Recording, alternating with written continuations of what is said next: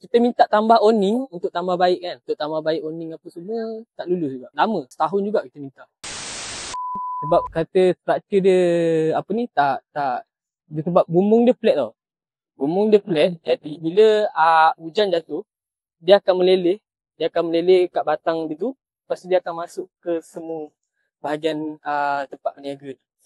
Jadi dekat situ, kami kalau macam, yes, memang ada pintu. Tapi pintu antara gap dia punya nak tutup tu, dia gap dia terlampau besar. Jadi dia akan tempias dan air akan masuk dan boleh banjir pun dalam ni. Jadi dekat dalam ni, okay, first kita tak boleh berniaga, kita kena tutup. Kalau hujan contoh kan, kita buka pukul 11, tiba-tiba hujan pukul 12. Jadi kita kena tutup. Kalau tak nanti makanan akan rosak. Lepas tu lagi satu. Kalau kita tak berniaga contoh hari Ahad, kan, tiba-tiba hujan. Hujan hari Ahad tu dan air akan tempias masuk walaupun pintu ni kita tutup. Tak buka pun dia akan tempias dan hujan, lepas tu dia akan meleleh tau. Sebab dia tak ada owning yang macam nak tapis hujan tu, dia akan turun bawah. Dia akan, sebab bumbung dia flat macam ni, dia akan jatuh macam ni, lepas tu dia akan meleleh masuk dalam. Jadi dia akan rosak. Jadi dia akan berlaku kerosakan lah. Kita minta tambah owning untuk tambah baik kan.